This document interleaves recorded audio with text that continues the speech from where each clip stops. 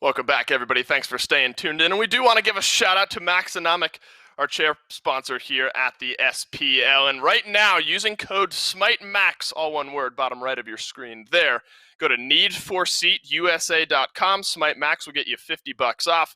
And then you can turn that savings into some customized logos, your gamer tag, whatever you'd like. Maxonomic, our chair sponsor here, needforseatusa.com. is the link that you're going to want to follow to go to that one. But we're back here in the SPL opening day, set number 2. We've got the Knights up against Radiance. I'm still Dolson. Mifflin is here with me to talk about this one. Quick talk, though, Mifflin. Set number 1, you got to cast it. How much fun was that?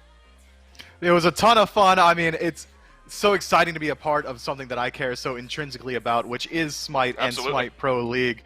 But, I mean, I was a little bit nervous. I hope I didn't do the fans too bad. It was incredibly exciting, but that's not all we have today. We've got PK and Radiance coming up. That's right. You certainly did that set justice. But Pittsburgh Knights, obviously a team comprised 4 out of 5 of the SK roster that just won Worlds, and then the 1-for-1 swap with team rival Pittsburgh Knights grab QvoFred, team rival takes Sam for Soccer. So obviously, Pittsburgh Knights, the SK roster that just won Worlds. Where are your expectations for these guys? Because I think it's easy to forget that SK didn't have a great split in the SPL. Had a fantastic week of SMITE to win the World Championships. What are your expectations here, especially with a new member in QvoFred being added in? I think there will be some learning pains, but QvoFred definitely matches the play style that the PK boys bring. Not many people know this, but back in Season 2, back before there was internet or anything like that, I was on a team with Belair, formerly known as Scary D, and this guy plays utterly aggressive. I couldn't make him back up for the life of me. I mean, we would be sitting there in the jungle, he'd be diving the Tier 2 tower, and I'd be saying something like, Scary, please stop inting, and he'd just keep going and find a kill under the Phoenix at 10 minutes. So that aggression is matched in the rest of the team. I mean, Paul, Zapman, Neil, all these guys are no stranger to that aggressive playstyle, and I think Qvo might be able to keep up with them. This guy is an absolute hand cannon when it comes to the jungle, but it is worth pointing out that there is going to be some growing pains as they get used to this new jungler. I agree. Having spent a year with Sam, it is going to be hard to adjust. And I think what we just saw from E United is, although you can change around some pieces, however much work and how team chemistry, even personality, is so important when you look at even just one new piece being added to a team. And I think that'll absolutely change how fast or slow or short or long the time frame is for the Knights to really get themselves to full strength. But I think you have to look at this roster, and they are world champions and earned every single bit of that. But do you think this is a different enough look that will allow them to find better success in the Pro League itself without having to rely on a high peak week when it comes tournament time? I mean, PK has always been Lanimals, right? They bring their most energy once they're on that LAN stage, once there's real stakes on the line. This squad is going to be popping off in the LAN phase. Once we get back in studio or once Worlds rolls around, that's when PK is to keep your eyes on. Yep. Last year, they struggled a little bit in that online phase. I think we might see some more of that. These more veteran players seem to favor that LAN as well. But Radiance today, someone to keep your eyes on as well. I mean, adapting the king of the jungle on the enemy team as well as Aror and CycloneSpin, these huge names. So this is going to be a good testing ground for Qvo with this new squad.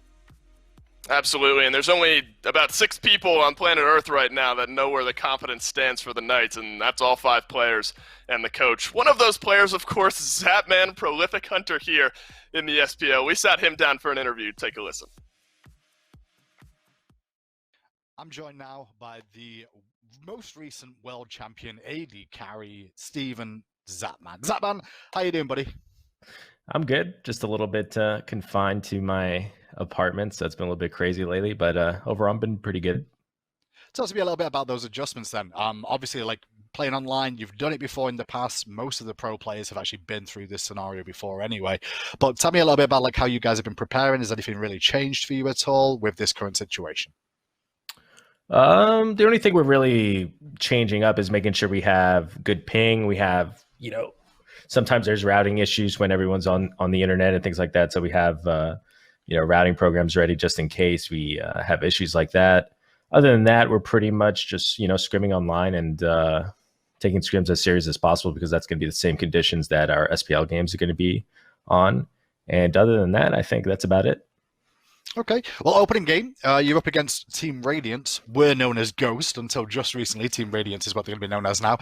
Is there anything specific in terms of a game plan you're going to have to maybe utilize or adopt up against these guys? Or is it more about focusing on your own team and your own individual performances this weekend? I think in the beginning of the season, the most important thing is to focus on yourself because we've had a long break. We have to get back to that mindset of fundamentals and playing together and being all on the same page and things like that. So most of the time it's preparing ourselves for the match, but also you definitely want to look at your opponents. Like last year, Splice is obviously, Splice is different from this year's Team Radiance, where they have Adapting and Benji, which are pretty alpha male players compared to what they had last year. And last year, they pretty much gave CycloneSpin all the farm, and they gave him all the reds and things like that. So I'm very curious how the dynamic has changed with having BigManTingz there, which I didn't mention before, Benji and Adapting. They all want their farm too. Yeah. So that's going to be really interesting. I'm not sure exactly, are they going to play the dual lane all the time like they did before or what? So that's something we're going to have to really look into come game 1. I was going to say, what do you expect? What do you think the biggest challenges are going to be up against Radiance this weekend? Like, what do you think the biggest focal points you need to do to beat your opponents? I would say drafting. Obviously, there's a lot of new picks. There's a lot of new buffs, Aphrodite buff, other buffs like that.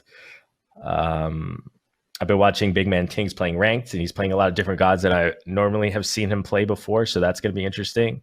So definitely game 1, it'll probably be drafts. And then after that, it's going to be figuring out what their game plan is. Are they maybe playing through Benji instead of Cyclone, or are they hyper farming Adapting for him to carry in the late game? I don't know. I don't know their play style yet. So it's going to be interesting. Sure, I think that's the fun thing is that everyone's going to have their own little play style of what things are going to happen. Tell us me a little bit then about like the picks. You mentioned picks and bans there. Are we expected to see some dynamic shift from what we've seen at the SEC so far? Obviously, the amateur circuits have been playing a lot and believe they've got a meta sort of evolving, so to speak. Do you reckon the SPL is going to change that at all? There may be some similar picks, but there's definitely not going to be any Discordia that I've been seeing. Really? That's not going to, it's not going to be a pick. Which is getting buffed. Yeah, I mean, I don't know. Maybe, who knows? We'll see. I think you'll probably see some similar picks, but overall, I think in the SEC they kind of confine themselves to maybe 1 or 2 picks that they think are completely broken, and they don't want to adjust from that. That's, I think, is one of the biggest things or biggest differences between SCC and SPL. SPL is a little bit more experimental.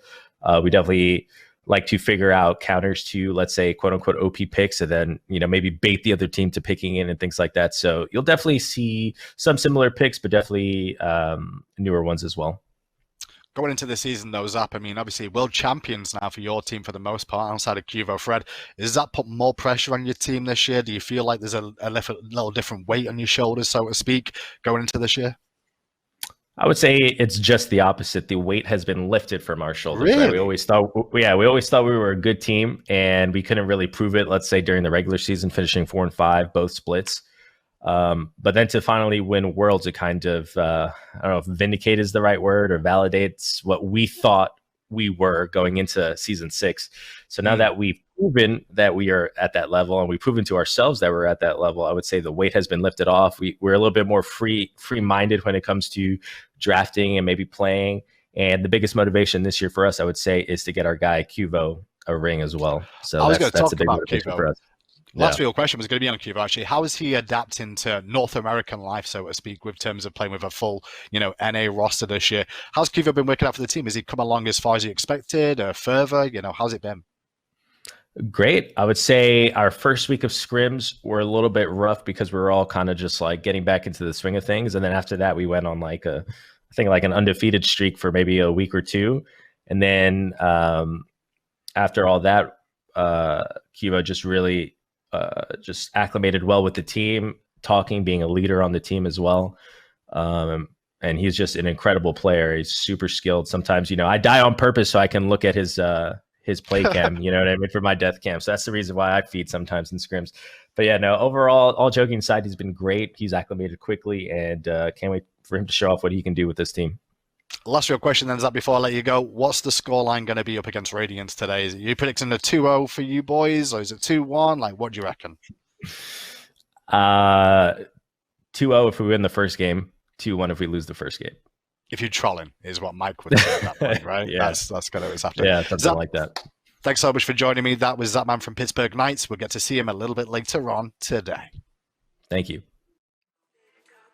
Well, there you have it. Your first kind of feelers out there for the Pittsburgh Knights, a team comprised 4 out of 5 of that team are the most recent world champions. So heavy weight carrying it into this set up against Radiance, Mifflin. And Radiance is a team that, they've got a couple pieces here and there from teams previously, a couple Splice guys, a couple United guys adapting from the Knights last season.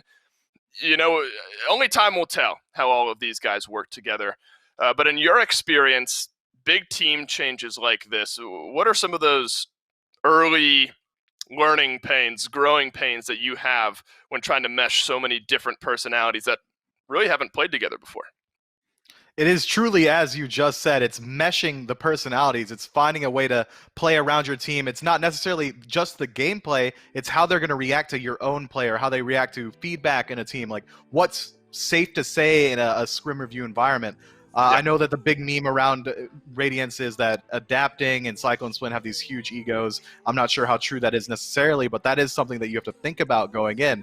And as Zapman said, both of those players are very used to being the focal point of any team that they've been on, right? Most of the farm will go to either one, so it's going to be interesting to see where they allocate that hyper carry role.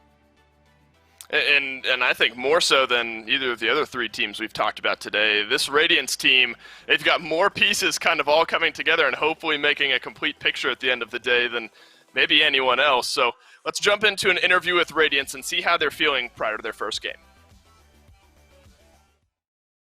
I'm joined now by Aror from Team Radiance. Aror, how are you doing, my friend? How's things going? I'm doing good. Well, as good as everybody else is doing with this pandemic going on, but everything's been good for us, and we've been safe, and we've been good. Yeah, I can see those cleaning products in the background. Keep washing those hands. That's all I'm saying there. Tell us me a little bit about the preparations. Has anything really changed for you guys with having to move to online? Sure, it's been a bit unfortunate with the circumstances, but at the same time, you guys have all done this before, right? Like, does anything change for you at all? Yeah, I mean, we're all used to playing online because the league was online for 5 years before it switched over in season 6. But there's like a little bit of difference because we're trying to figure out where we want to play because we have 2 setups. Like, we have our own personal setup, and then we also have like our scrim room setup as well. So we're trying to figure out if we want to play there or at a personal setup. Oh, interesting. As of right now, we're probably going to play at our own personal setup just because the computers we have are a little bit better. So we're just going to do that. But we haven't decided completely yet. But that's like the main difference. But other than that, we've all done online before. And I mean, it sucks, but I think everybody would rather play on LAN, but it makes complete sense. And like, we should be playing online for sure. And it would make no sense to play on LAN right now with everything going on.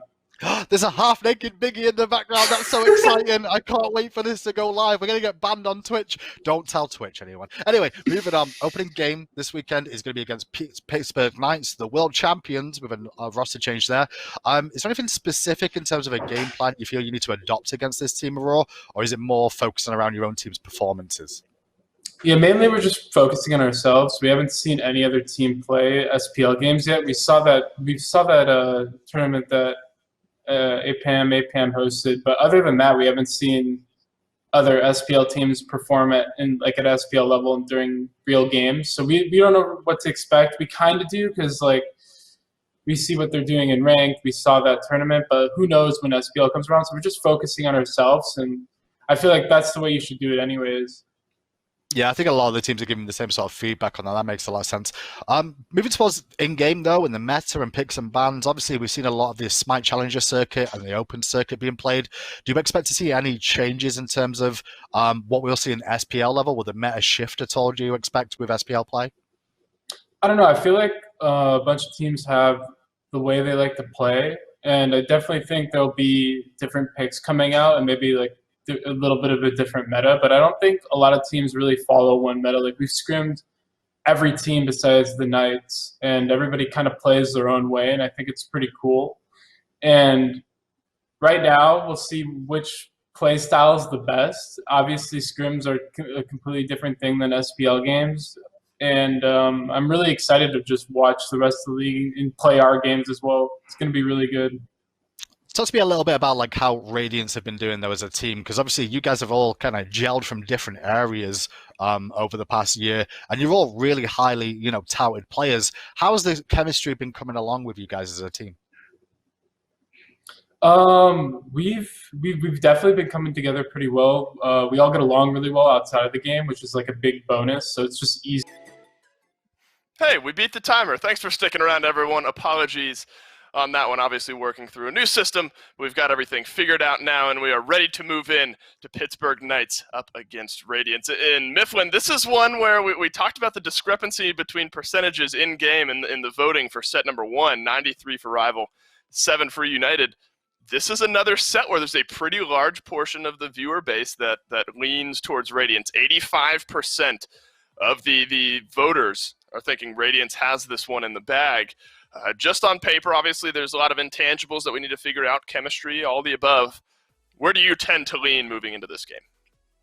I mean, I gotta back the former, or current, I should say, world champions.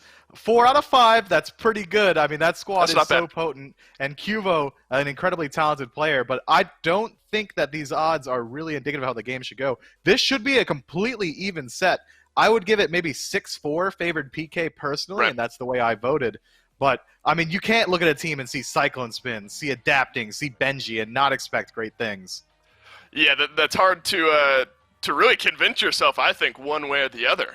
Every moment I'm thinking, all right, Radiance has this one in the bag, and then I'm thinking, well, the last time we saw these PK guys, they were lifting the hammer on the stage. So I think a lot of it is going to just come down to, where the chemistry and the team sync is coming in here to week number 1. Picks and bans, though, for game 1 between Knights and Radiance are kicking off here. Thor taking a back seat, obviously played a decently sized role, I think, in set number 1 of the day, United versus Rival.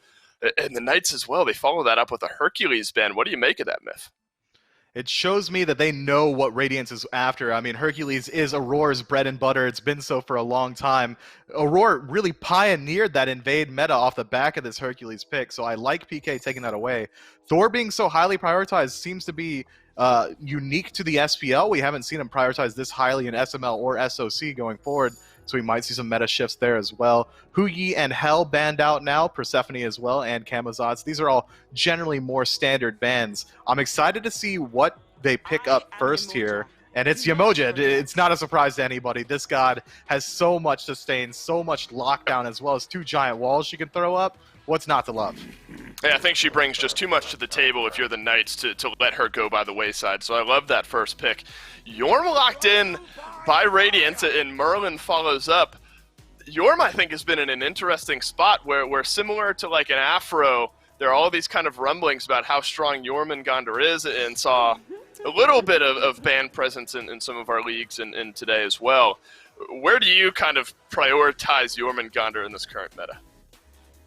Jormungandr, to me, is the warrior of magical gods. I mean, truly, he's the one guardian that is going to be looking to fight constantly. His kill potential on his own is very low, but he makes up for it completely in survivability and backline disruption tools. I mean, World Serpent is one of the best ultimates to just put you exactly where you want to be and keep you untouchable as well. So he's going to be able to dive in onto these hyper carries in the back line. It's going to be hard for Ullr to be able to sit around safely. And Merlin as well is going to have so much damage on the front that you can't ignore. It's a war on two fronts for PK. Serqet is a nice pickup, though, especially considering that Radiance still elected to pick up this Artio. Artio is a decent counter pick into Serqet. However, that anti-heal that Serqet's going to bring with her ultimate is going to be able to shut down a lot of that there. And she's a fantastic pick into Merlin, one of the few guys that can close that gap and shut him down very quickly. Yeah, and obviously with early game or early pick ban priority for the Knights with that Serqet, taking away the Hoonbats, realizing Radiance still need to add a jungler in their roster. Hoonbats so impactful when he's able to find those moments. Fear no evil, a massive ultimate can turn around team fights. And Daji as well. So I like the way the Knights have banned out here in ban phase number 2, realizing what Radiance still needs. Let's take a couple of the best junglers off the board. Not only the couple of the best junglers, but a couple of the best CC-focused junglers, especially considering PK doesn't have any CC immunity outside of Serqet's ultimate, and it's not easy to use that for the CC immunity as you need an enemy nearby, so it's very good to get rid of these huge beads-burning gods. Awilix getting picked up for Radiance, that's very nice. It's going to be able to shut down Serqet's leap as well as Ullr's. It's going to be very hard for them to move forward, and it also can pick people up off of Yemoja's dash ability. Anyone that goes through that is another ultimate target that Awilix might be able to get. Olorun on the other end, showing that the SPL highly values this god. And how could you not? The damage output is so high. The ultimate, and I've said it so many times, and I can't help saying it again, essentially creates a no-play field for the enemy team, slowing down anything that goes in there and also slowing the travel speed of auto attacks and the like. Achilles is going to be a fantastic backline dive tool as well. It's not going to bring as much safety as Jormungandr would, but it is bringing a certain similar level. Yeah, now Olorun reaches 100% pick rate here in the SPL. Granted, only through 3 games up to this point, but obviously prioritized here in the SPL. On paper, Mifflin, it's obviously hard to predict outcomes, but between the Knights and the Radiance, is there one draft that maybe tugs at your heart a little bit more? It's really telling me right now, from just looking at these drafts, if Radiance get a nutty early game, which they absolutely could, that's what Awilix can do, that's what Merlin can do, that's what Artio can do. If they run with that lead early, it's going to be hard for PK to find their way back in, because Serqet from behind isn't the best god. Yemoja from behind, we saw PBM struggling with it last set. Olorun from behind has very low self-peel. But if PK can stay afloat and keep their heads above the water until late game, I have to give it to them. Do you think that a lot of that may be hanging on Ullr, Olorun as well? These are the picks and bans. 10 total gods locked in here between the Knights and Radiance. We're going to jump to a quick break, but right on the other side, we'll get you into game. Welcome back to the SPL. Yes, the first set has been taken care of the day, but on to Pittsburgh Knights versus Radiance now. Agro will be joining me on this broadcast. Apologies again for the technical issues, but we should be underway momentarily. And excited to get this one underway in particular, Hindu Man, because I think that this game is going to be a great test for this brand new Radiance roster. I mean, up against the defending world champions, you're not going to get much more of a test than that. No, not at all. And Pittsburgh Knights, defending world champions now. You heard from Zapman a little bit earlier on. They're excited to get to the good stuff once again at the SPL. QvoFred joining them in the jungle position here. I want to see how he ends up working out through the start. But at the beginning of the start of this, I should say, is that dual lane, a little bit of a cheeky invade attempt coming out from NeilMah as Zap and him get some pressure early on. Yeah, this is kind of what I expect anytime you see Yemoja Ullr. I mean, this is so much kill potential, and I'm surprised to see Zapman on the Ullr. When I looked at these drafts, I really thought that PK was going to give that Ullr over to the mid lane, to Paul. That's where it always goes pretty much for PK. But Olorun is clearly the god that really wasn't on anybody's radar that must have been tearing up scrims with how much it's been picked so far. 100% through 3 games isn't a big sample size, but it's relevant that it's been in every single game and in the mid lane in every single game as well. I don't think that's a coincidence. I will say as well, we've seen a little bit of Jormungandr going on just lately as well. What's it with this? We've not seen this in a while, Ryan. No, I mean, Jorm was kind of the whole thing last year, though, right? I mean, you're going to see a lot of solo lane Jorm. I think that it's just that SCC players didn't seem to want to play it a whole lot. SPL, I'd expect to see quite a bit of Jorm.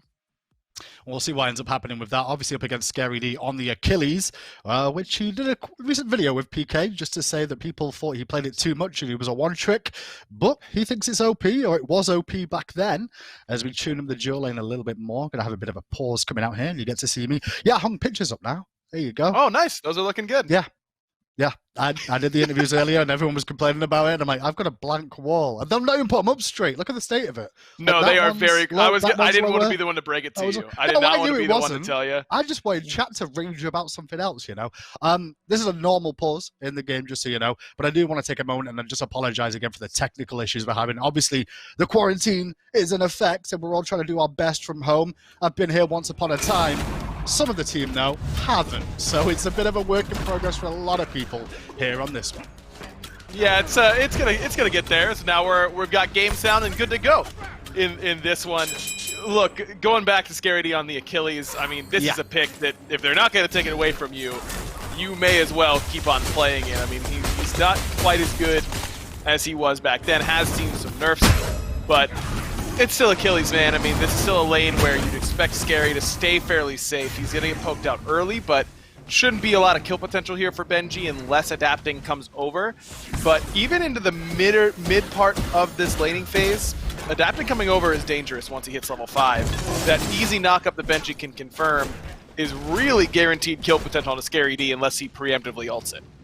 Well, Benji looked like he could be in a bit of trouble on that right-hand side. There's 3 members of PK are over here on that right now for the blue buff secure, and making sure Scary D gets that for himself. I will say, in terms of composition from PK here, Aggro, it kind of feels like there's a lot of pressure on Quvo and Scary D during the early game, I would say, and then like hope for the rest of the team to kind of scale into it, mainly Paul and NeilMah as this one goes on. Neil is going to do some good things even at this point in the game. That's the thing about Yemoja is that I really don't think she has a super weak point. She really wants to fight early. Yeah, because she just chain stuns you and you have so little option. At level 1, she bullies you out of lane really, really well there. Then in the mid game, you feel like, okay, I really need to make sure I'm getting my max Omi up as soon as possible. But as soon as you hit that max Omi, you're chilling on this god. I really don't think that she needs to get super late game to be super impactful. I do certainly agree on the Olorun, though. Paul is going to want to get as many items as possible, scale up that crit chance based on his power. That's going to put him in a much better spot.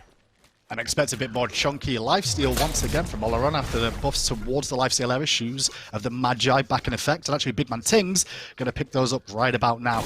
I think we've just kind of flip-flopped the boots all of a sudden, Aggro. It's kind of gone from we were always shoes of focus to now everybody's going to go shoes of the Magi. Maybe, I don't know. I still think think it should be that way, but it feels that way.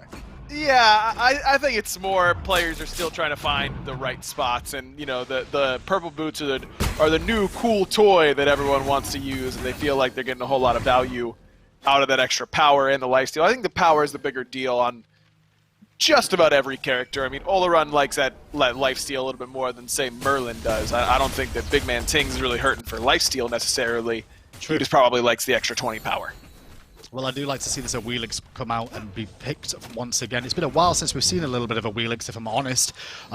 Quite a while, to be in fact. It's been around the meta for here and there, but it's never really been picked up and utilized that much. But I do like it for adapting here up against this Serqet. Very good at shutting it down, and not just that, the Ullr as well.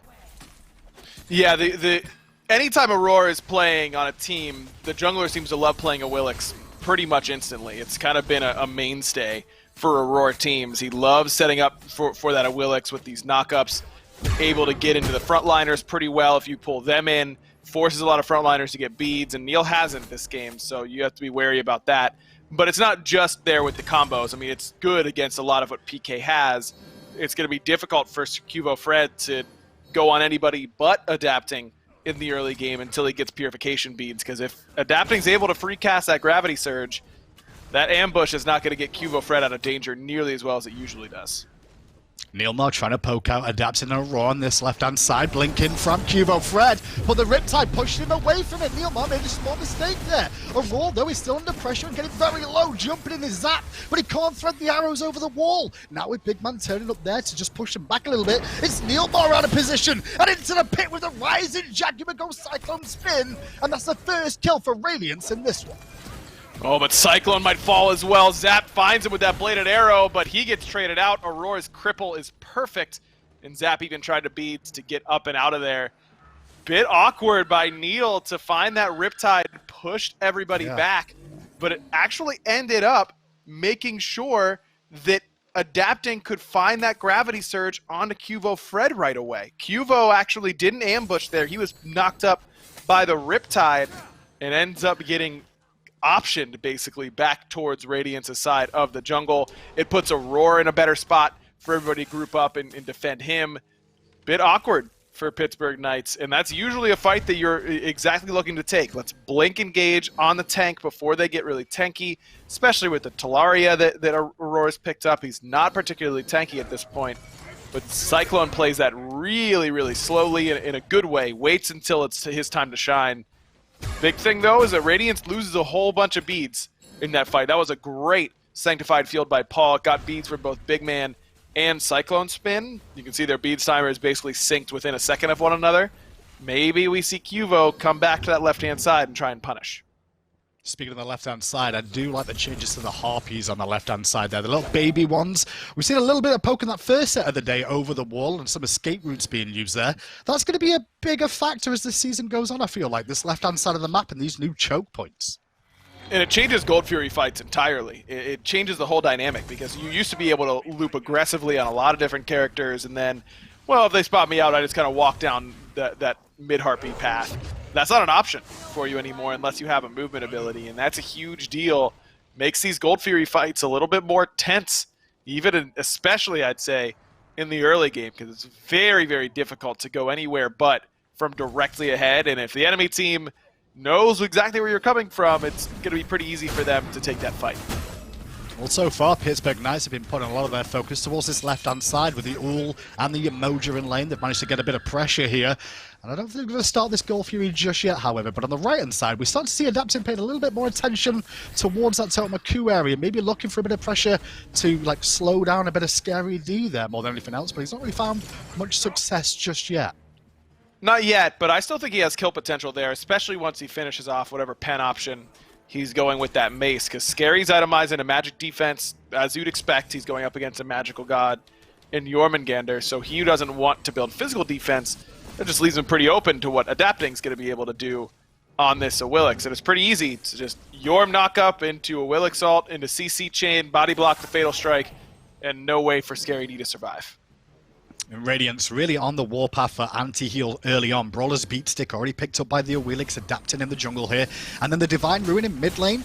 Pretty much almost a core item for most mid laners, I want to say now. That extra penetration it's got, its viability just seems much more potent this year as a regular picked up item. Especially if everyone's buying these new lifesteal boots, right? I mean, you're automatically getting value from the passive just from that, but you look across the way at what Pittsburgh Knights have. I mean, Scary D is going to heal a decent amount. Paul's gone Bancroft's talent and has that consecration heal. NeilMah has a lot of healing. No-brainer for Tingz rather to rush this Divine Ruin. I like his start quite a bit. I do think that he might be hurting in the CDR department a little bit too much, only 10% from that Mage's Blessing. Could easily see him going Chronos Pendant next item, or even a Spear of Desolation if they feel like they're getting off to a really good start and want to just have him do as much damage as possible. PK are hunted on this left-hand side, but they are standing on wards, and Radiance know all about what's going on here.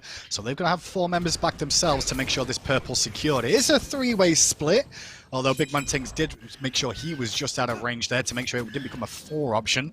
As you can see, both the solo laners getting a bit of free time on the back Harpies of either side's map. And we'll also take away those right-hand Harpies, does Benji there too. So at the moment, Gold lead ever so slightly in the lead for PK. Sorry, for Radiance, but now PK pulling this Gold Fury. I think PK had a better window than they realized. Adapting came in, but even that was a little bit delayed. Really don't want to try and take a fight at that point, I suppose. Zapman probably has a lot of gold that he has yet to spend, just based on what his itemization is so far. I'd guess that he wants to back and start to buy pretty soon. Maybe they just want to wait until Paul's a little bit stronger and he has a little bit more penetration, but Neil being behind also could have factored in. He doesn't have the Gauntlet of Thieves that Aror has. Neil's sitting on Breastplate 1. That's a pretty vast power difference in support. Though Yemoja's kit can do a little bit of work for you there either way. I think that Neil still could have contributed there.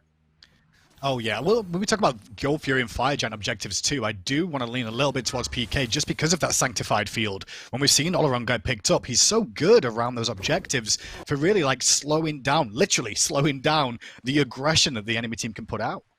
It just becomes impossible for an Artio, for example, to ever survive if that Sanctified Field comes down and she's already in a pretty bad spot. Benji doesn't go with the beads, which is surprising. He actually goes with the Aegis, a little bit more worried about Scary D's Fatal Strike than the CC chain potential on that right side. Neil was just trying to wrap around the wards there. You can see the pings on the minimap going out from both teams so far, and it's just giving him away where the ward placements could be. Neil was trying to path around towards the purple and catch Cyclone out of position, but Cyclone played it relatively safe. However, you can see the grouping again by PK, Olorun, and that Serqet hovering in the jungle looking for a rotation, potentially out of Radiance here. But it's not really coming just yet. Cyclone and Aror happy enough to just fend off the aggressors and secure their own purple once more. Pretty patient so far compared to set number 1 of the day, as it stands. Yes, much slower pace so far, but not without reason. I mean, Radiance has found themselves a pretty decent lead, and that might be able to grow here, because this should be a good power play opportunity for Radiance. I don't know that they know, but Scary D teleported into mid lane. Benji did not. He proxied an extra wave by Phoenix. This is a good opportunity. Oh, Darkness and Ice popped early on. The nice pull onto NeilMah. He's already dead. Didn't get the ultimate off, though, but that's not going to do much at the end of that. Zapman has to fall back towards this left-hand side. And at the same time, you can see the rest of the team falling away. Now Gold Fury going to get picked up by Radiance. There 5v4. Make that a 5v3. Scary's not even rotating over. This is going to be free for Radiance. Aror just needs to make sure that he's nice and safe, and he is. That's clean play by Radiance, and you heard Zapman say something during his interview with you earlier, Hindu, that it's really about, more so at the SPL level, more teams are worried about not always permabanning the quote-unquote OP picks, but finding out how to counterpick them. This Awilix against the Yemoja is a phenomenal counterpick by Radiance, because Neil, I'm sure, is very used to being able to just riptide his way out of danger that. No problem at all. That time he gets pulled back in and insta-kill. And not only that, if you can riptide a teammate, then the teammate could end up getting pulled in and not want to have that happen. Pyro is secured there by PK, though, in response to Radiance getting that first Gold Fury. I think a lot of that dance really came down to how well Radiance played the initial aggression on the Gold Fury just to force that reset. And then with, Scary going back towards solo lane, just opened up that window perfectly. So Radiance continued to hold on to this lead for the time being, stretch it ever so slightly. As we check in with the builds now, we see nothing too unusual, actually. I'm expected to see maybe 1 or 2 different picks or items here. Big Man going for a bit more pen build. It's lacking a bit of cooldown, though. Why is he going away from Chronos pen? Hold that thought. Adapting in on Scary D. Feather Step connects, but Scary D does manage to get away for the time being with his ultimate. But Benji will throw out the first ability, secure it, and now should be able to get him a tier 1 tower on the right-hand side. Exactly as they drew it up. It doesn't matter if Scary D is level 15. We've just got so much damage on that right-hand side, and it's split damage. So it's not like most of the time where at this point your enemy warrior has 2 different physical prot items, and it's very difficult to kill him. Now it becomes pretty easy with just Awilix and that Yorm over there. Going back to your question about BigManTingz, he's got 20%. You can't forget about that extra 10 from the Mage's Blessing. We haven't seen that in the meta. That's true. For a long time, but that's relevant here. Deso's just so much needs to be damage. relevant for Paul. Paul forced to use his ultimate defensively to get away from Aror. Zapman's there to help out too. Neil with a fantastic ultimate there to secure the kill for Zapman. And that's Radiance getting a bit too aggressive, but now Benji turns up to the fray, and everybody on PK will fall back, but it is opening a bit of a window for Radiance on this left-hand side to strip away the purple. Feels like Radiance is starting to find a couple of power plays here. They're really dictating the pace of this game, and that's what good teams do. They force you to respond to them and don't let you set up on the moments that you want to. But if PK can keep answering like they did, right there, they're going to be in a pretty good spot. I think the thing that impresses me most about that play from Neil is that is not the way you would position on any other Guardian in the entire game in that exact situation. In what world would you want to be split off to the side to help out the most? But right there, that's the best place that Yemoja could have possibly been, and that's a good sign for PK, because that's always my question when it comes to these off, different playstyle gods. specifically for players who are used to playing pretty similar gods. Most Guardians play fairly similarly. How are they going to be able to position? How are they going to, are their natural instincts going to take over and put them out of position? Neil's looked pretty good on the Yemoja so far, despite the 0-2. Well, he's also only level 10, whereas Aror is level 12 and has picked up that Curse Song to go alongside it. So a little bit more anti-heal will come into the fray as this one goes on. Rest of the leads really are for the two outside lanes. The Hunt is a little bit behind, as is the solo laner.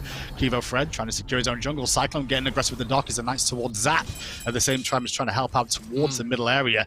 It has opened things up for that tier 1 tower in the mid lane, though, for Benji and BigMan to bring down. And we're about a minute out from the next Gold Fury spawning, or should I say the Primal Fury. And Benji's rotation threatens with that Xbalanque ultimate enough that Paul actually uses purification beads underneath that tier 2 tower walking into it. That's huge. If Benji knows that, that's going to open up a lot on this fight. And it's worth noting an upgraded shell pickup for Paul instead of Aegis. We've seen a lot of carry players start to go with this. Twig did it last set. I give a lot of credit to Sino for popularizing it, at least one of the first that I saw. When playing set jungle, he was going this upgraded shell. It's weird. There are characters that you just want Aegis against, right? I mean, gods like Poseidon, shell's not going to do a whole lot for you. Merlin feels like sometimes you do want it, but they're on a ward here, dude. This isn't guaranteed. Yeah, I know, but like they're still committing pretty heavily to this. That's still on the left-hand side of the map. This could be a 4v5. Olorun on the way back from base 2, remember? And this Fire Giant is down to about 25%. Aror on the front side will stun onto NeilMah. Round the back comes QvoFred, though. Captured hold of Aror and leaps away to stay alive. Meanwhile, the damage from that will force back Radiance. But this has given Zap a bit of a window. He took the tier 1, and he might be able to get this tier 2 if his minions allow it. Teleport not in time, and that's going to be a huge win for PK. They defend that nearly perfectly, down quite a bit of firepower. I mean, Paul really can't get involved in that fight because he doesn't have beads. He doesn't even use the ultimate, doesn't take a lick of damage. Zapman is able to get that tier 2 on that left-hand side, and there's going to be a Primal Fury for PK. What a turnaround there. That was absolutely huge. Felt like a slight misstep from Radiance, honestly, like to go for that FG. I think if they're going to commit, you have to commit at that point, because you're going to lose so much across the map if you don't. But the way that fight ended up, Cuvo did a good job of stalling out, as did NeilMah's ultimate. But once again, Radiance, they go back towards the Fire Giant. NeilMah's the closest, and so Aror going to zone him away to the best of his ability. Cuvo is kept in combat for a second as leaps around the corner towards Cyclone, but the FG forced to be reset again. Radiance really want to try and take this. That same pesky ward, I'm sure Radiance is going to be watching us back thinking, how do they always know? We've got it sentry'd. How do they know exactly when and where we're pulling it? Bit of an unfortunate ultimate there by Neil, probably a misclick. But they're probably like, what is going on here? How do they always know? But good ward placement by PK has given them solid information. I think the big danger I've got for me is how Benji's going to be able to do against this Paul Olorun as the game goes on. Obviously, during the ultimate, you can continue to potentially chase down Paul a little bit and make his Sanctified Field a little bit suspect. And the chase potential from Radiance as this game goes on is pretty solid. If they can find those windows to make Pittsburgh Knights turn tail and try and play safe, they could run a few of these members down. And as long as PK is keeping Paul safe, they're going to be in a pretty good spot. But it's about forcing out Benji's ult before the engagement or before Paul has to use his ult. Because as long as that World Serpent is down, Benji's a sitting duck. As we see an item that I haven't seen in a long, long time, a Stone of Fall pickup here by Benji, is not something I would have expected to see. Man, this item's been changed a million times at this point. The new passive is great because it gives you 20% of the magical protection to the nearby allied gods with the highest magical protection. Right? Like, that is so useful. Plus cooldown, plus power, plus magical protection. Like, I guess a Guardian from the solo lane would love an item like that, right? They don't have to build as much magical defense in the first place then. And he's not building a whole lot of defense anyways, and that 80 power is super relevant for Yorm. Wow, yeah. I like it. I like it. You could have put a lot of money on whether or not we'd see Stone of Fall today. I would have bet the house that we wouldn't. But hey, man. Well, could be because of that. the actual build out of Aror, I think, could be one of the reasons. A lot of magical defense there coming through, which Benji will be getting some of. Once again, though, Radiance tickle the Fire Giant once more, giving a bit of a tap. FG's not really enjoying his life right now. He keeps getting beaten up and reset to be beaten up again. But Radiance back on it. Scaredy hanging in the area. Benji going to try and zone away. PK just waiting for the right window here. They're trying to wait for Radiance to really fully commit. And they're just holding out for the right moment, I feel like, to try and get into a battle. Fred coming around the back. He's at a great point in this team fight. I don't think they know he's there. Yeah, but who's he going to go for? CycloneSpin has dash and Qvo straight in. Forces the ultimate. Darkest and Nice response from him. But can Qvo get the kill for his first time for PK? He will go down in trade to BigManTingz though. Same time, Aror and Cyclone are already dead. And Benji forced to ult away defensively. PK dance around with Radiance and the Fire Giant long enough to win a good battle. And now it's PK on the chase. Zapman still pushing back members of Radiance to try and fight. Paul still has ult, so this could be huge unless the ult finds just about nobody. Use it as a glorified Atlas of the Yellow River, and it doesn't do a whole lot for him. Benji just barely able to survive. I think PK got a little bit too kill hungry right there, Hindu Man. I think if they just go to fire, knowing that Benji's ultimate is down, knowing we still have Sanctified Field, that is a much, much better spot to be in. And at 22 minutes in, the respawns are relatively quick enough for these reinforcements to come through. Take into account as well, adapting is on Suku, so we can really get around the map mobile-wise. And the teleport was also up for Benji that just got used to make sure the FG is defended. 4 to 5 then. PK actually even so far with Radiance, not in the kill column, but at least in terms of gold. Experience is definitely leads though for Radiance. BigManTingz already at level 20, has that Chiron's coin online, that new item that we're going to see a lot more of the season as it progresses. But Radiance back to the Fire Giant once more.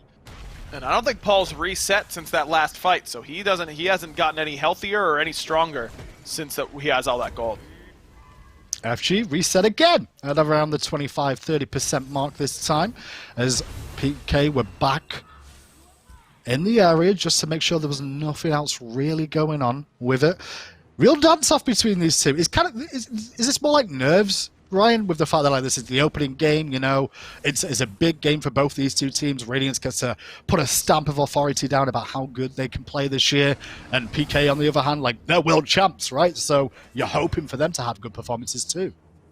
Yeah, it could be that. I think that Radiance just feels like they should have the advantage around that side of the map, knowing that they've got this great Guardian front line that is really just trying to bait in NeilMah and then pull him back in because he doesn't have purification beads, maybe Scary D. They're really just trying to force a frontliner in from PK to then pick them off with that Awilix ultimate, but PK just hasn't taken the bait quite yet. They've played around it too well. Well, this Fury spawning has changed things up once more. Radiance forced to come over to this left-hand side and not give PK another 3 option. Aror taking on QvoFred, keeping him pinned in place and pushed back from flanking round this left-hand side. The rest of PK, though, just dancing around, watching their position as nice as they can. Their front line is really reliant on Scary D, all this Serqet, to really engage. It won't... And we're back again. Apologies for the technical issues. We've done some switch arounds in the production room. Obviously, everyone is working from home right now. We can't, unfortunately, control the power of ISP providers, but that's one of the issues we're having. So we switched things up. We should be back. We should be good. Ryan still joining me, and we're back in game. I'm going to give you a quick breakdown of what's happened so far. 5 to 5 at the moment is this one. We'll get your game audio shortly, by the way, but at the moment it's a slight lead for PK as it stands. No Fire Giants so far, even though we've seen a lot of contests around them, right? We have, and it's really been Radiance trying to pull it over and over and over again and bait in this front line of Pittsburgh Knights, but Neil and Scary have been too patient and really haven't given themselves over to Radiance quite yet. And ultimately, now it's PK who has a slight lead. Oh, Qvo getting aggressive there, trying to get in amongst Benji and trying to get towards CycloneSpin or adapting. That'll be his primary focus every single time. You've seen Qvo in a couple of these fights so far, really looking to get to the back line, but Aror's job, his duty, will to be trying to shut down this Serqet, and if he does go in, making sure he pays the price for doing so. So hard to lock him down even with that Artio. I mean, such a great counter pick up against Serqet because of that cripple field. Makes it very hard for her to use Deathbane or Ambush anywhere near Aurora at any time, but Qvo's just found his spots really, really well. He played very slowly in the early game. Did not go particularly aggressive early on. Didn't want to try and get himself behind. Qvo's farmed up pretty effectively now, and especially once he finishes off what I assume will be Mantle of Discord, it's going to give him a lot more opportunities to play aggressively. We'll see what happens next. Benji's going to lead the fray in, and I'm looking at the composition that Radiance have drafted here. Both teams do have a little bit of a lackluster engage, I want to say, outside of maybe a blink from Scary D here or there. It's really reliant on a lot of things, but this tier 1 tower mid is going to fall down. Scary D and Zap both get stunned in place. Scary D pulled to the backline by adapting, has to ult away. Scary going to get chased out by CycloneSpin. One more auto will do it. He's trapped in the pit. The bowler will get it. Meanwhile, Benji chasing towards Paul, who's going to fall down momentarily to Benji, but Paul will at least get hold of Aror. BigManTingz does get hold of NeilMah too, and NeilMah on the right-hand side. QvoFred's on the run, blinks over the wall, but adapting sniffed that out and jumps over Isuku. Qvo will escape for now. Radiance, meanwhile, heading straight towards the FG, 4 members strong. And I love this from Benji. Back, immediately upgrade that teleport and come right on back, full HP. Qvo gets spotted, and everyone knows exactly where he is, but they don't know exactly where Zap is for the moment. No contest from them. A great initiation by Aror. I agree that it was going to be kind of hard to find those initiations, but blink double stun from him. Pittsburgh Knights just too grouped up underneath that tier 1 tower. You can't have two people that close together. Zap gets punished for it. Scary gets punished for it. And Paul just gets dove because they don't have to worry about Zapman's DPS. He was forced out of the fight so early on that everyone can just turn all their attention to Paul. Despite all his relic usage and the ultimate, he's not able to stay out. It's just a bit of lack of disrespect from me from what we saw at PK there. I mean, they went onto that tier 1 tower knowing full well the whole of Radiance were right around them, and 2 members get stunned, and that just forces a terrible fight that becomes an FG now for Radiance. Agreed. I think that it just was a little bit of a lack of map awareness on where that blink initiation was going to come from. They had a ward top right, but it isn't particularly high. It's a little bit more towards mid-harpies. I don't think it ever spotted exactly where Aror was. They thought they had that entrance warded, but they really didn't, and Aror just found a perfect initiation. If Zap is just holding that left side a little bit harder, he's just pushed up against that left side wall, that fight probably goes fine for PK, but he was just too far to the right. Gonna have a bit of a base race scenario going on. Last time PK did this, at least 4 of them, they nearly won a Worlds off the back of it. But I don't know about this one, boys. This is going to be up against the Xbalanque. The base race on day 1. Are you kidding me? No Phoenix way. to the left goes down. In we go. The biggest game of the year. Olorun ultimate pop down. Who's going to win it? Who's going to come up with a victory? It's going to be Radiance. Radiance got it. I had to wait a 500 second. HP. Less than 600 HP on the enemy Titan. Not even close. Radiance had it. Here's a lesson for you guys at home. You don't base race the Merlin. On day 1? He out DPSs you every time.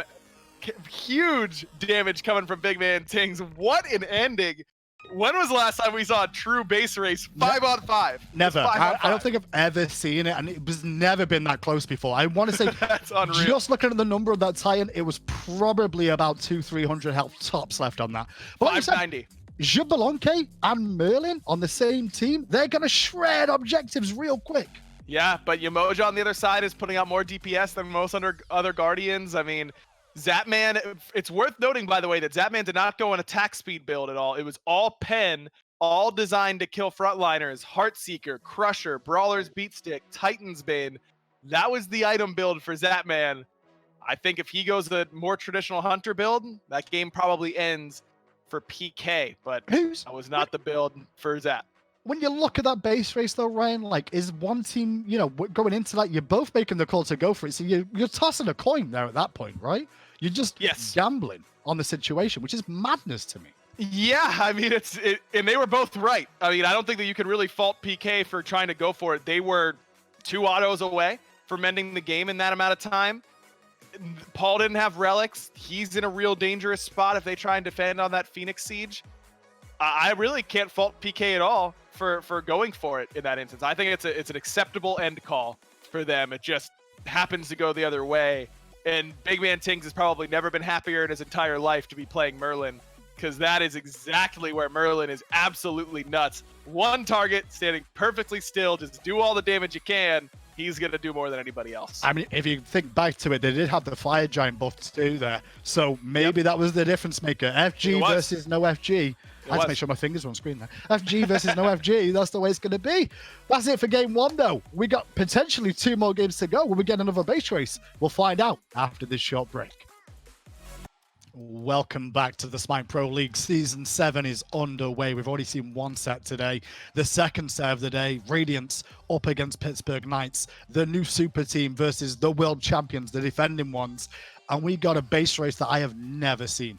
I was joking during the call, Ryan, about the fact that, like, hey, you don't want to do this against PK. They did it at Worlds, right? Yeah. But this one was crazier. That was one of the nuttiest endings I've ever seen in my entire life, for sure. I mean, I was thinking about it. I wonder how many times Paul crit, well, I guess he can't crit the Titan, so it doesn't matter that much. But I wonder if anyone was suboptimal with their abilities. Maybe Zap didn't pop his bow too early enough. The margin is that razor thin. I mean, I think the margin really is don't give them Fire Giant if you're going to base race them. That could really be the margin. But, instant picks and bans for game 2 where they go, though. Radiance with the second pick, PK with the first pick option, Hercules and Thor. Hercules ban here, really, to try to shut down some of Aror again, still? Is that what it is? Still Aurora, man. Hey, still worried about it might be a new year, but same dude that hard carried game after game after game on that Hercules last year. I'm more curious about this Hou Yi ban. We saw it banned or picked very highly in the first set of the day. I thought it was just because that's Panda Cat, and he's one of the best Hou Yi players in the world, and Snoopy is one of the other best Hou Yi players in the world. I don't know if it's just because CycloneSpin is also really good on this god, or if they just really feel like he's really strong. Is it because everyone's been playing him because of the new skin? Is that why? So everyone's warmed up on him, so they want to ban it? See? Probably. That's gotta think a little bit bigger there. Jormungandr again, though, for Radiance. Benji had a pretty good time of things in that solo lane. Didn't really get pressured out too much there. And once again, Big Man going to lock in more than likely this Merlin. I want to say more than likely here, right? Because I'm not sure. Do we see any mages go back to the dual lane this season? Is that still a thing?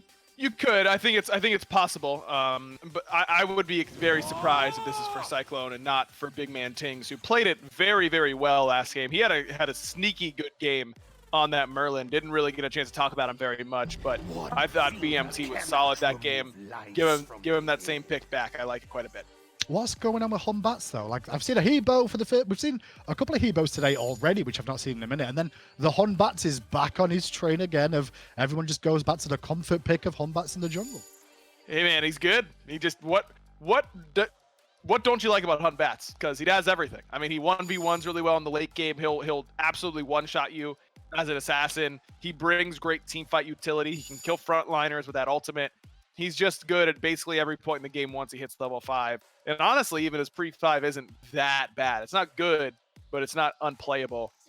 Batz is just, he does it all, man. Definitely a little bit more engaged potential from a Batz than a Awilix for Radiance this time round, at least with the options there. Horus Sobek banned away by PK. The rise of the Sobek bans, expect them. He's viable in solo and in the support role right now. Those small changes, those small buffs have really helped him out quite a lot. Rama, though, being picked up here. We've not seen Rama in a while. No, we haven't. I'm surprised to see it here. Maybe this is just one of those picks that people are liking up against the Xbalanque.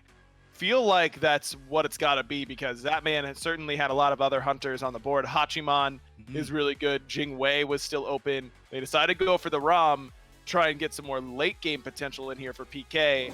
And Scary goes to his classic Amaterasu, but there's a pick that I think would have absolutely slapped here. That's Guan Yu in the solo lane. I think it's a great matchup up against Xbalanque. Where does Xbal ever go whenever you hop on that horse? It's a good pick against Merlin as well. Yorm can struggle against that ultimate. I think Guan might be a little bit sleeper right now, and I think he would have fit PK's draft perfectly. I agree. I was saying that at the start of the year, Guan Yu is one of my sleeper picks, along with Mail of Renewal, by the way. I'm going to put that out there now. Nice name for the SPL. They're my 2 sleeper things so far this season. I was going to suggest Stone of Fall, but I didn't expect to see someone. We saw some out of Benji last game. I wonder if he looks for it here, though, against this one. Maybe he'll want to get a bit more magical defense himself up against Paul here on this Harbois. And this is a classic for Paul. I mean, this is something that he's played his whole career. I played against it way back in seasons 2 and 3 on the console. I mean, he's always loved this selection. And I think that, I know we saw it earlier today, Heroin played it.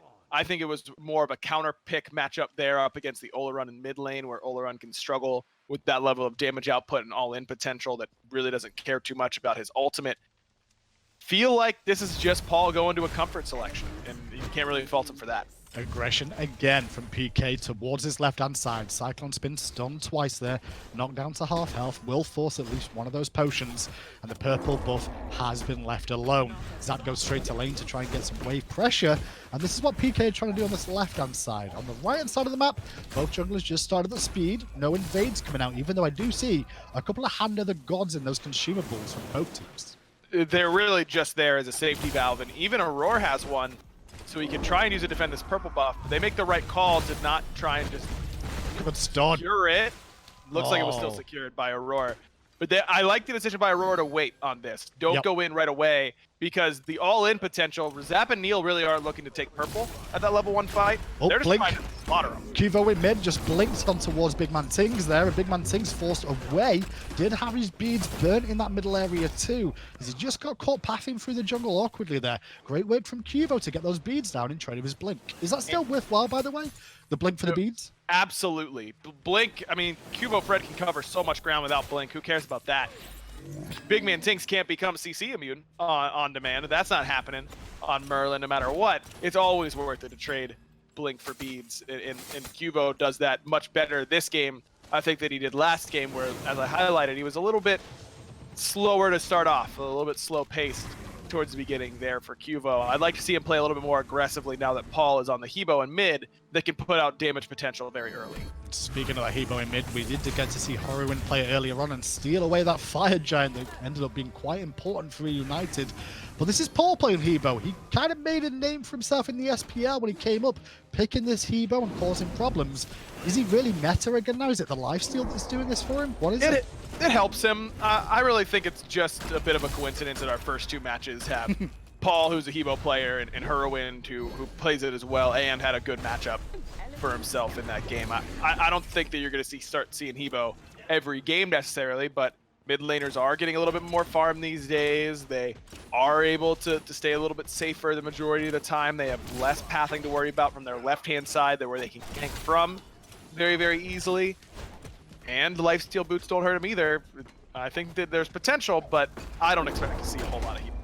And Paul does have that tiny trinket online too now. BigManTingz, meanwhile, did head back to base, got his boots 2 online so far, so just a little bit behind in terms of getting that full build online, at least in terms of the boots or the extra mobility.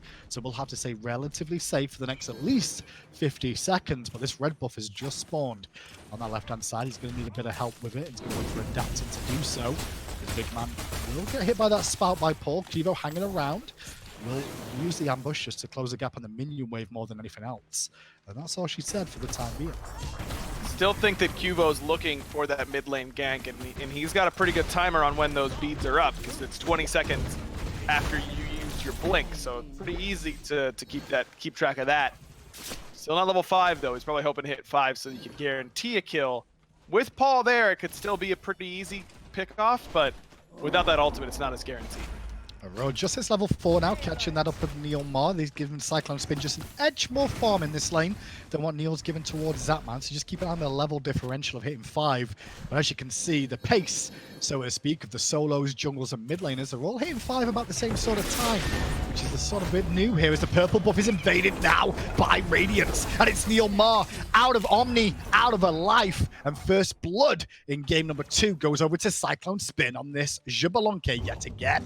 And look at the lack of ward coverage on that entire left-hand side for PK. I don't see a single ward really on the map at all for their side, but Radiance know that timer. They know when it's coming up. That's credit to Aror and CycloneSpin on the left-hand side, keeping track of that. And they're able to really set the trap perfectly, adapting paths well. I mean, that is well in advance. You have to set that play up. That does not happen accidentally. That, oh, adapting just so happens to be on this left-hand side as purple's coming up and they don't have any wards and we've pressured them out and have an opportunity to rotate into that. That is not a coincidence. That's good planning. Hey, on the next purple, let's invade. Kenneth, can you be here? Yeah, I'll be there. Here's the rough timer. Let's set it up. Easy kill. 4 members now of PK rotate to the right hand side to meet Benji, and Benji just going to try and buy some time of his own. Realizing that ultimate out of Scaredy will at least force an ult of his own. Qvo and Neil on zone duty, trying to stop the rotation coming in from an adapting and BigManTingz there, but they will at least secure the blue buff on that right hand side there, Radiance. Pressure is relieved, and Benji's ult for Scary Diesel doesn't work out too expensive for either side. I think that Scary's probably happier with that trade because Benji is now susceptible to a QvoFred gank. That's the thing about Yorm, is that he's so hard to gank because if he has that ultimate up, you have to CC chain him perfectly or else he's just going to live whenever he starts channeling that ult and gets out of there, becomes untargetable. Qvo now can blink in, full combo him, silence coming from Scary D, damage coming from Neilmah. That is kill potential now without that ultimate up. Aror, a nice little route onto Zap, but a good stun from Neil will dissuade the issue for a second, but keep an eye on those junglers. Just on that right-hand side off your screen, you can see Adapting rotating in, but so is QvoFred. BigManTingz on the warpath as well to get there earlier, and Zapman will find that snipe onto Aror after the double jump away, and immediately Radiance have to fall back, losing that man advantage they had, and only really costing them Neil and Zapman's ult. Great little pick from PK. And that's Yemoja right there. You think about, oh, lots of Guardians can do a lot of things. Why is Yemoja so good? I don't think any other Guardian setting up that kill. Stun, slow. It's just perfect execution by Neil. Misses only one stun in that moment, and a clean snipe from Zapman as well on the Ram. That's exactly what Zap needed to get back into this game. He's not even with Cyclone yet, but he's getting closer now because of that kill. Yeah, definitely comes across that PK aren't letting up, even though they did lose that last game with that base race. They're playing with confidence here, even though they were down at a deficit for a moment or two against Radiance. Still down a little bit now. It's about 600 gold differential between the two teams. Although if you look at where the experience lies here, Adapting's a little bit further behind than that of QvoFred. Qvo's been a bit more farm oriented, where Adapting's been the one pressuring. Benji, though, could be in trouble here, forced to ult away again. And Qvo instantly just goes about his business because it's not worth his time to try and get kills or try and chase that down. It's pretty much impossible to chase that Yorm, but I'd like to see him start playing aggressively on this right-hand side if possible, because you feel like he should have kill potential now, knowing that World Serpent is down. Like two little traps were being set up there. Qvo and Neil were on one side of the Harpies, Adapting on the other, going, well, I'll just wait here and see if they rotate round. So Adapting played that very safe, fell back to base instead of potentially getting aggressed on there by that rotation. And we did mention a bit more about Jormungandr up against the Hebo. I really like the Hebo pick into a Jormungandr because that bonus damage from, the water spout that's going to connect, it's going to be so easy for him to confirm so much damage on this Yorm, specifically when the ultimate is on cooldown or even when he's casting it. And Yorm usually just tries to stay close enough to you with the way of his slow from his 1 and try to stay in range from the 2. Hebo's Atlas of the Yellow River makes that pretty hard to do. Benji is stunned. QvoFred over the wall as Benji's stun wears off. The follow-up combo is there. Ultimate used as well. Remember, Benji no ultimate for the time, but Qvo needs to land the basic and can't do so. Benji will escape death as the darkness of night does set him from CycloneSpin. The pick in mid was towards NeilMah, who's going to be fine for the time being. As long as Yemoja has a teammate around her and 3 stacks of that Omni available, she'll be okay to sustain back up if she's quite careful. I don't even know if Qvo gets that kill with that auto attack. Not getting it is obviously going to let Benji off the hook. That Jade Emperor's Crown power reduction, so potent at this point in the game, especially when you remember that Serqet did get a change and a nerf. It was really a shift, I suppose. Adding scaling onto that ultimate. It doesn't do as much damage anymore. It's still true damage, but it has a component of scaling based on your physical power. And so that reduction coming from that Jade Emperor's Crown normally wouldn't have mattered at all against a Serqet gank. There actually matters quite a bit. Well, 9 minutes in and this one is still all tied up, and I couldn't really tell you which way this one goes as the game goes on. Between these two, they both scale relatively, well, great into the late game, so it's really going to come down to a battle of wits and fights, or the fear no evil from Adapting. Scary does get his ultimate off, Adapting forces somersault away. Small win then, I would say, for the solo lane of Benji. The Scarity's ult will be on cooldown for a moment or two as the battle of the support and mid laners continues. Look at where QvoFred is. He's wrapping around towards this red buff to try and find a bit more farm or even catch somebody on the rotation themselves. There's not a lot of damage coming from Adapting at this point. Just hadn't finished that pen option yet. Just saw that damage that Aror took to the face there from Paul. Gonna have to be careful as this one goes on. It looks like he's going for Thebes, though, Aror at the moment, which is pretty standard. Needs that magical defense sooner rather than later if he's going to be dealing with Paul and Yemoja at the same time for CycloneSpin. Caught in a bit of an awkward spot here. Rising Jaguars away. The poison might not be enough, but Zapman snipes will be. Secures the kill. QvoFred, I'm not sure whether that was confidence in Zap landing those abilities, or confidence he was going to die to the poison. Either way, another kill for PK. The Cyclone now falls down for his first death. And Zap's off to a great start now. I mean, 2-0. Now he's ahead of CycloneSpin and is in a very good spot to be an impact player in this game because he's already through the worst part of his laning phase. I mean, Ram, at this point, can feel pretty difficult to go up against. It's not easy.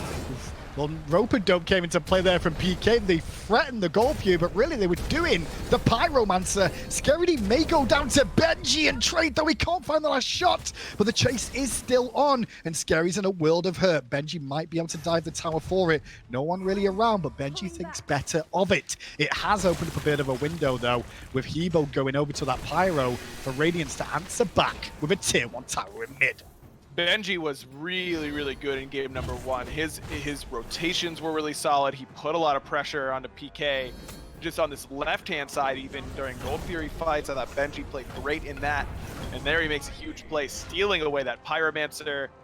Paul's job as the secure there was just a little bit, it just overestimated his damage ever so slightly, left that Pyromancer at a sliver of health, and Benji capitalized. Right, I'm pretty sure Paul did get the Pyro. They did get the Pyro there, PK.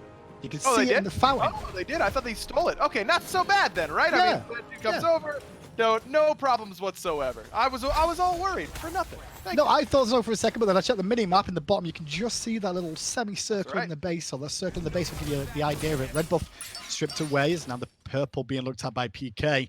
And I think the pressure towards Zapman needs to increase a little bit. He's going to become a bit of a problem as this game continues, especially now with a bit more of a lead over CycloneSpin. I am worried, though, Aggro, that if Radiance do start paying attention to Zap, this man in your screen here, Paul, could become an even bigger issue if he gets to go unchecked in a team fight for a second. You really have to keep track of where this Tevo is at all times, and I'm wondering where Paul's going to go with the second relic. He almost always goes beats Aegis on Hebo. He's really not a big proponent of that blink Hebo style that we often see in the jungle. I'd expect an Aegis here, but he didn't go Aegis last game. Remember, he picked up that shell instead. So I think it's already Aegis there in that inventory slot for him. Thought it might be the Vision Shard. So no difference this time around for Paul. He goes the more standard option, which I like. You need Aegis more in this matchup because Hun Batz forces you to use beads Aegis simultaneously a lot of the time. You can't afford to just beads and then shell and expect to be okay. He just does too much damage output at that point in game. Yeah, we might see more of this shell as the season continues, but just really think about the compositions in your games at home that you're going to be running with. I think against a Hebo, for example, I wouldn't advise shell. It's not going to have a fun time when you get hit by that crushing wave combo.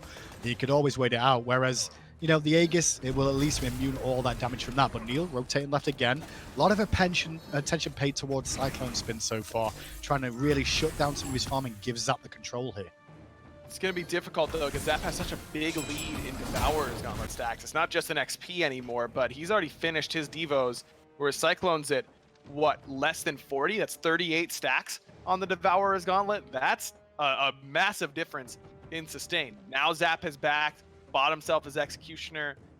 Cyclone hasn't backed yet, but I'd be surprised if he has enough gold in hand for that XE at this point. Feel like he's a little bit behind, but spoke too soon. Seems like he does have enough gold. ADC's getting enough over there on the left-hand side. Here we go again. Why was I worried, man? Why was I worried? Of course they've got the gold. Get away from this complaining about poor old hunters, man. Like, they can't go crit because Spectral exists, Oh, no. Thorns, so they're really good pen build is the only Thorns thing they does too much damage. Thorns does 7 damage on auto now. Like, come on. That's a lot. It's Yeah, insane. that's true. That is a lot. And Neemian does 2 damage on auto, which is just one too many in my mind. Well, funny enough, Radiance are actually still up in gold at this moment in time, with no Gold Furies, Fire Giants down, and the Pyro going to PK. I'm a little bit surprised to say that. The real difference, and especially when you look at the fact that, Zap's still got that lead, it's the only real lead in the game between the two. It's Radiance with a slight advantage in gold at the moment. That could just be their first blood, right? I guess yeah, that's it's first blood, basically. I mean, 400 gold is really about it It's been very, very close so far, though. PK has done a good job of defending their buffs. Radiance really hasn't had an opportunity, even after that first blood invade went so well for Radiance. Quvo forced back as Zap is trying to solo the Gold Fury. Yes, Hunters can do this again with the Devourer's Gauntlet if they get the window to do so. But Cyclone actually not going to let it reset. Zapman being forced back. Be careful because Zap does have the ultimate. Goes up a bit early. Telegraph. PK stealing away. Zapman comes up exactly when you need him to. At level 15, the damage was enough to just stop Radiance in their tracks. Wow, what a play from Zap. As if you could do a Golden Fury in front of Zapman when he's got Raw Malt available. That is huge for PK because that gets them a lot of momentum. I think that a play like that earns you so much more than just that little burst of golden experience. It might tilt Radiance a little bit, but more so I think it just lifts up your own team that okay, we're in this, we're making plays. It just feels like everything's starting to go your way, and I think that mental edge is worth more than the 1,200 gold lead that PK has at this point, because that doesn't matter too much. Well, not only that gold though, that tier 1 tower on the right hand side did just fall straight afterwards too, so PK just extended their gold a little bit further, and now Radiance on the back foot, and that's why you can see attention being paid to around the Pyromancer now, because that's what a lot of teams like to do. You lose gold, you go Pyro. You lose Pyro, you go gold. It's the same sort of dance that continues on. A lot of this time, though, for now, it's still really close, this game. I don't feel like we've come out of the early game at all so far. Everyone's really just sticking to the laning phase. They're holding on to it for a while, and there's been a difference in the way that PK and Radiance have played lanes in comparison to what United and Rival did earlier. I mean, it's a lot more duo laning in the early game for these two teams in comparison to what we saw where PBM and Ionic were roaming a lot more early on. Aror and Neil stayed in lane until basically level 5, which is much later than I think what we saw earlier. It's something to keep an eye on, how these different teams are playing these laning phases. There was certainly more of a brawl in the first set of the day. This one, it seems like both teams are willing to take it late. Speaking of keeping an eye on it, I want to see how what Neil goes forward for his second relic. At the moment, he's still got the ward available, but he is level 12 now. His counterpart, Aror, did go for that Cursed Ankh again. Already upgraded it as well to make sure the anti-heal's really going to cause some problems. As QvoFred is looping round deep round the back, but Adapting's here too. And Quvo doesn't know about it. He goes straight in on Cyclone, who beads and Jaguars away. Fear No Evil forces the beads out of QvoFred. And Quvo falls back too, so a couple of ultimates exchange. All in all, I'd say that was a win for PK. Yeah, you get 2 ultimates and 1 set of beads, and Quvo has Relic Dagger already, so his beads going on cooldown is not nearly as big of a deal, as it is for CycloneSpin, so I agree. I think that PK come out a little bit ahead. Zap's not playing a character in ROM that really punishes super well for you not having purification beads, but it just gives him a little bit more agency over this lane, knowing that Cyclone has to play so far back. I think that's that one thing about what Rama brings to the battlefield is that ultimate more than anything else. The fact that he can go into the sky, get away from combat, but not only that, chase down a couple of these targets that would like to use their mobility to stay safe. Merlin, for example. Same can be said for Xing 10. Like, he has the chance to, outrange them, so to speak, if he can land those shots. And so far, Zap's been doing just that. He's been very accurate, so clearly this is not I kind of feel like playing Rom for no reason today. This has been a pick that he's clearly worked on so far in the off season, and it's exciting because we haven't seen Rom in a long time. I think that the game's more fun to watch when Rom players are making plays. We're keeping on the experience now. There's a bit of a lead there for Benji and a slight one for BigManTingz in that mid lane, just as we see HevoDing 17 here. Pyromancer started up by Scary D with Zapman right behind, but Radiance here with a couple of members just dancing and toying with the idea of engaging. We're all leading the troops in as Benji now back in the fray, but the Pyro's getting low. Pyro reset the very last second. Benji in, knocks up a couple of members, and that's going to force the ultimate out of Neil, but Big Man already took out Neil because of it, and Adapting crashing onto Zapman's face, ends Zap's life too. That Pyro is down, finally goes the way of Radiance, and Radiance goes straight towards the FG. They may as well. They've already got 2 down, and PK's reeling. QvoFred still in a good position alongside Scary, though. Well, Benji going to force out Scary best he can. Quvo just watching on, waiting for the opportunity. Has the ultimate available on this Serqet. Will he go for the steal or kills is the question. Scary's in the pit. In goes the blink from Quvo, but he won't be able to stop the FG. Go in the way of Radiance. And now Quvo's going to get chased down and hit by BigManTingz. Same can be said for Scary D, who's going to dance as long as he can. The Winions will take his life any second now. No, they won't. Scary's still on the loop around. Everybody else on the team, though, should be pushing down that right-hand side. Huge fight for Radiance there. Pyromancer reset that turns into a big old debacle that Radiance come up with the Fire Giant. You could see the paralysis by indecision happening to PK just perfectly riding along with where Zap and Neil were. They reset knowing that it's low. They don't want to get Pyro stolen. But man, is it low when I really like to step in there and kill it. I mean, it's one auto. It was tickling, yeah. He was so close, and then that extra little step, that little bit of hesitation buys perfect time for Benji to come in. Adapting gets in there, finds a really good ultimate. BigManTingz, again, is in perfect position. He's really been able to stay very, very healthy in these team fights basically every time. He's probably taken next to no player damage all set so far.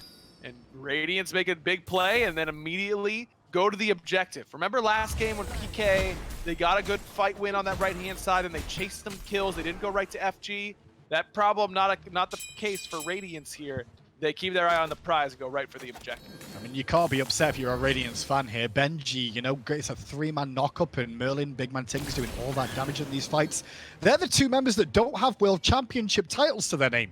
And then the other 3 members have World titles, so you're probably feeling pretty confident with how things are looking here at this stage. Don't forget Benji's Season 4 victory with the United. He does have a World Championship. It's only BigManTingz who's lacking the ring. QvoFred just in no man's land there on that right-hand side, just trying to proxy farm some waves, keep the push from Radiance away, as the rest of Pittsburgh Knights just push out mid and left-hand side. Radiance are going to group up on the right, take down this tier 1 tower momentarily. I just wonder if they're going to just keep this pressure going down this right-hand side, or do we get another beta race? Because I can see 2 members of PK on that left right now, and I'm like, oh no, not again. Come on. We were so close last time. May as well give it another shot. But you've not got FG. There's no way that they try and full-on commit here, but this is smart. They're not going to be able to defend 5v4 on these tier 2s. May as well get what you can and try and get some sort of gold, but it might cost you Zapman. Neil's already back. Zap finishes that tower, but I don't know if he's going to be able to stay super safe. Looks like Radiance actually feeling a bit generous. Don't mind letting him go for a bit. I don't know. Adapts is still chasing with that speed buff through the jungle. Aurora in tow as well, but Zap is quick enough for now. Tier 1 tower won't be enough safety if they continue to pressure, but he does have the rest of PK turning up as well. Zap will be fine. The tier 1 tower, different story. 3 members there should be able to bring that down in a few seconds. They've not got any minions, and they've not really got an AD carry with them, so it will take a moment or 2 longer than expected. But it has opened up this tier 2 tower now on the left once BigMan and Cyclone arrive. Feel like at some point it's gonna have to be on Paul's shoulders to make a play in this game. I mean, he's 0-0-0 through 22 minutes. He's building some defense now, and I just don't know if that's the reason he hasn't been able to get involved in these team fights. I mean, you don't want to lose a game 0-0 and 0. You got to get your hands dirty at some point. It has always been a discussion with Paul about how safe he is. Talking about not being safe, QvoFred just respawned, just back in the fountain again. His beads were still down for over 10 seconds, and adapting, recognized that window and capitalized beautifully. Now Radiance powering down this left a little bit more. Phoenix is up and available to be taken down here. Who's going to be the engaged target? Well, there's a curse dunk early on from Aror on the backline to slow this down. Neil used the ultimate to try and slow them down for a moment or 2. Slaps out a Zap, do connect with Cyclone, but Cyclone's not really worried yet. The stun after the fact does good damage, but Neil's out of Omni, has to use his shell defensively. The up down from Benji's good, but Zapman will survive. The Phoenix, a different story. Radiance immediately turned tail, and that was right about the same time their FG buff wore off. Perfect timing, and again, Paul holds on to the ultimate the entire team fight, and it doesn't really find an avenue in.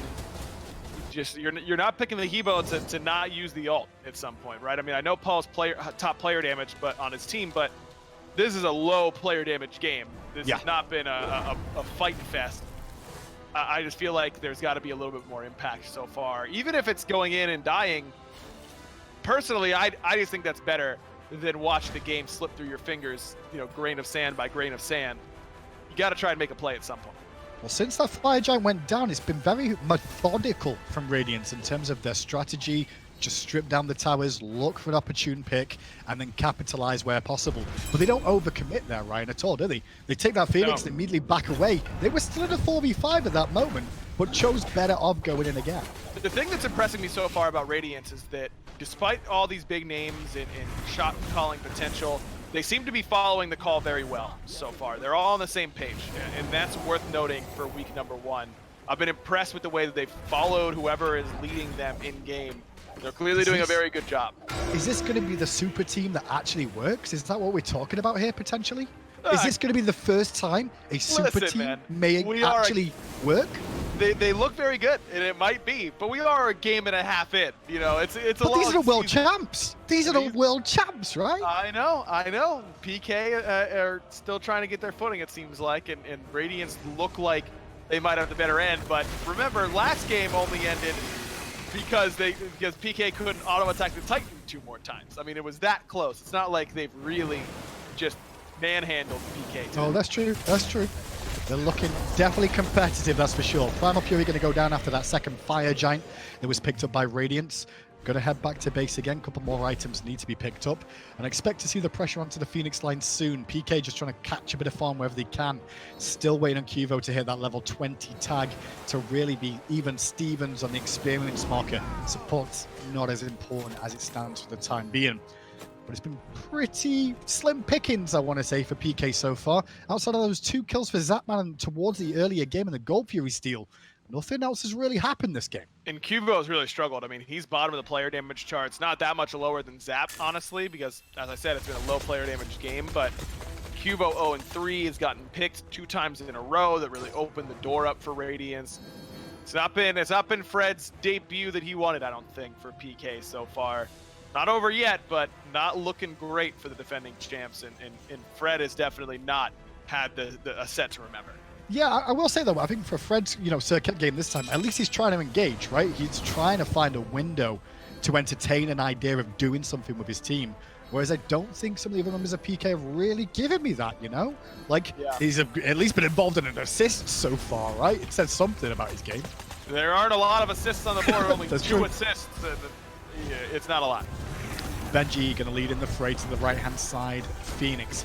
Still, though, Scary D not really nearby them. He was on the left of them. On that Fatal Weevil on NeilMah could be his demise and will be. BigManTingz credited with the kill. The Phoenix will fall soon after. Scary D is right around the back of this whole squad right now. But in the 4v5, Quvo goes in, tries to get hold of Benji, but Benji into the World Serpent. That leaves Quvo isolated, and Cyclone gets the kill with a bowler. Paul uses his ult defensively, and Radiance fall back respectfully towards this middle Phoenix. Yeah, I don't know how much respect they're feeling right now. They're just regrouping and getting ready for this ending siege. They should be able to end the game before Quvo responds. This little middle Phoenix is falling down very, very quickly. Scaredy watching on, has his ultimate available, but a stand has to happen soon. I'm just not sure they can do anything as 5 minutes have now taken down the Phoenix on the left too.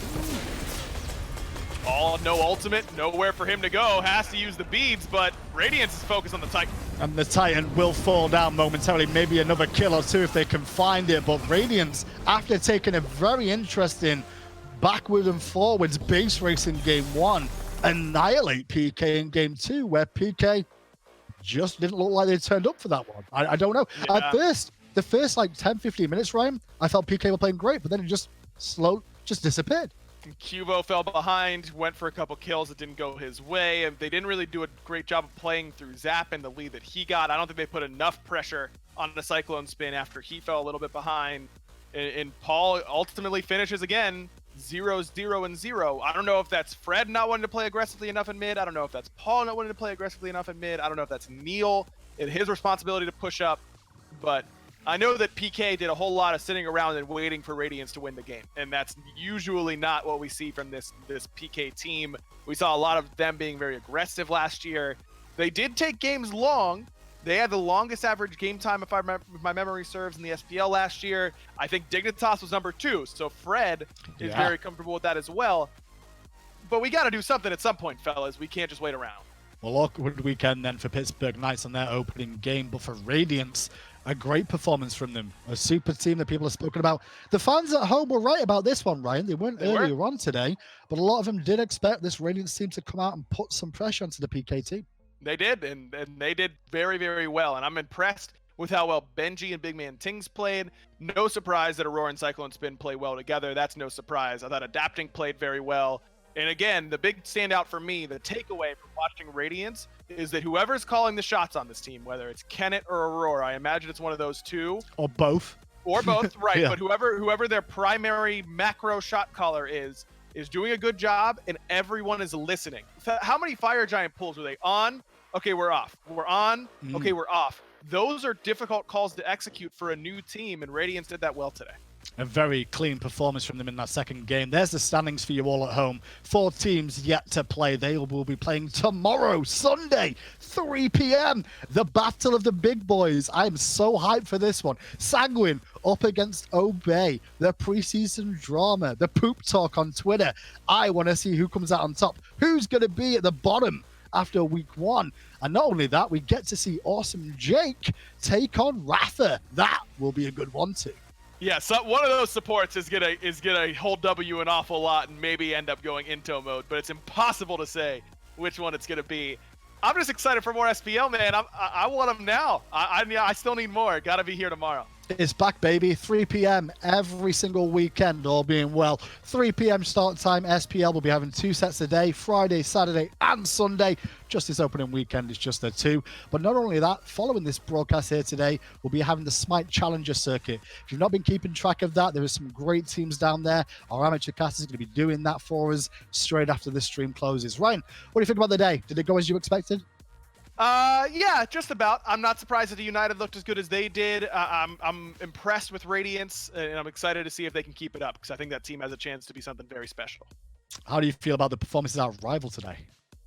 I mean, I think United just came in with a really solid game plan. I think that Rival needs to work on their drafting a little bit. I didn't like their comps a whole lot, and Twig had good moments and some not so good moments as expected.